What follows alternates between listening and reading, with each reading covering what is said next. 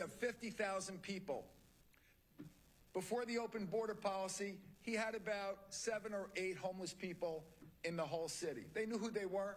They took care of them. They nurtured them. They made sure they were fed.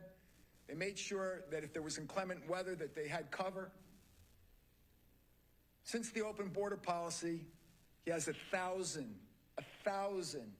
homeless people in his city, taking over his business district, in residences, creating issues with his school system. This was a Democrat who told me this story. And you hear those stories on and on. There are some mayors and some county executives in the United States who have spoken up, but many don't want to. They fear retribution for speaking up. Here in Nassau County, we don't lack that courage. We speak loudly and firmly that we are going to respect the rule of law. Our commissioner, Pat Ryder, told me the other day the drop in crime that was not only due to the efforts of the men and women of our police department, but because we have sealed the borders. Major crimes are significantly down, dramatically down. So what we're doing today is just clarifying something. The law that was passed, we believe, covers this. It says the exceptions to the mask law are as follows: to protect health and safety of the wearer. That would include law enforcement officials, for religious or cultural purposes, or for a peaceful celebration of a holiday such as Halloween. Obviously, we wouldn't lock up kids on Halloween for wearing a mask. That would be ridiculous. People who have suggested that are just bizarre.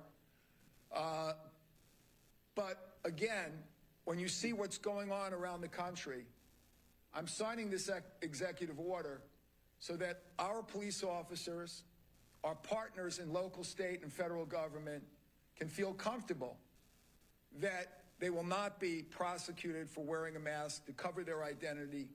And that goes according to the statement that I will put in the executive order, where I will say I'm issuing an executive order making it clear that federal, state, and local enforcement officers, while carrying out specific operations pursuant to the policies and procedures of their respective agencies or departments, with the approval of their supervisor, may wear masks or face coverings in the performance of their duties.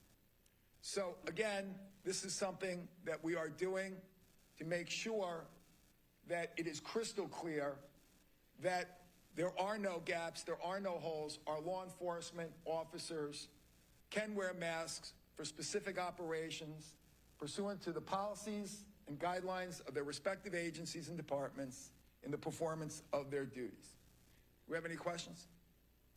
Brandon, so officers are required to identify themselves in masks, like for example, badge numbers. So how does this executive order kind of impact that policy, or how does it coincide? Yeah, I think the commissioner can probably go into it in more detail, but there is a difference between being involved in an operation and an investigation and on patrol.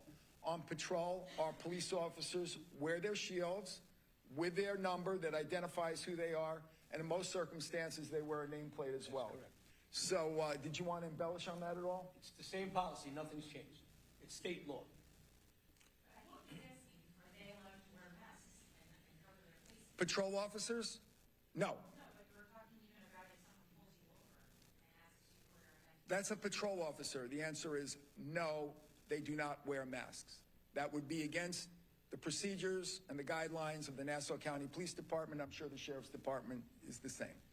It's during a specific operation in the performance of their duties under the policies and guidelines of their department with the understanding and the approval of their supervisors.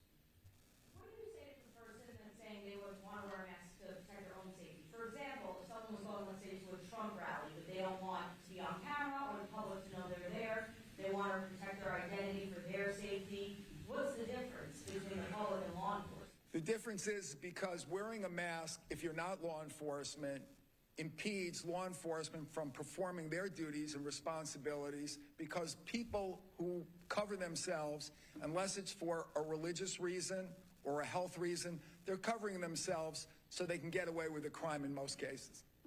If this is a targeted operation and supported by, are these still targeting criminal individuals? And do you know how many of the 1,400 detainees in Chicago jail are accused of a crime other than immigration status? We have not been provided with that data as of yet. There are approximately 1,400 ICE detainees that have come through the Nassau County Correctional Center. We do not know the status of their criminal activity. However, we do understand, and we do know, as a matter of fact, that there were some very, very dangerous criminals that were picked up in the metropolitan area, and our community and our county are the better for it. So are they not all from Nassau County, the ones that are Correct. Metropolitan area. So, do you have a number of who's from Nassau County or no? no, but the situation is this. If they're in the metropolitan area, they don't respect borders. I would say that most of the illegal activity by people that are here illegally come from places other than Nassau County, typically New York City or Newark, New Jersey. Those are the hotbeds. Patterson, New Jersey. Would I be right with that? That is correct.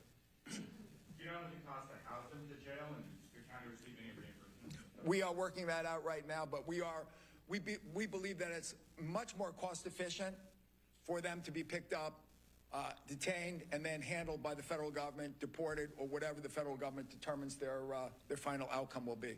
But that saves us money. And as I said, crime has gone down dramatically since January of this year. Is this legislation in reaction to the legislation proposed in New York City that would have law enforcement officials essentially have to take the masks off? We don't live in a bubble, so I can tell you that that was on my mind in signing this executive order, that we wanted clear that in Nassau County, we are not going to arrest law enforcement officials in the performance of their duties under the guidelines that I set forth.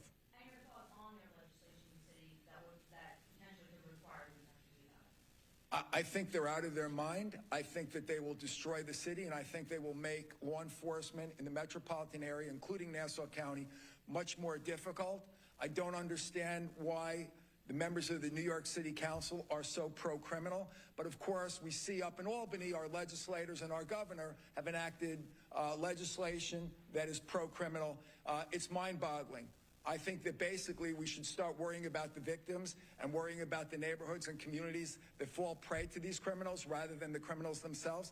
All the other side does is talk about criminals and how you can get criminals off and how criminals have rights and how criminals should be able to do this. How about start talking about the victims? How about start talking about the women who have been raped? How about talking about the shop owners who've had their stores burglarized, or the homes that have been burglarized, or the cars that have been carjacked, or murder? I mean, it is just bizarre to me. It's mind-boggling, and I think it's anti-American. So you said that there's been a dramatic drop in crime since the border policy change. Do you have any stats that you can share? Commissioner? So our major crime year to date is down 15%. All of our major crimes like robbery, street robberies are down to almost 45%. And this month was the lowest recorded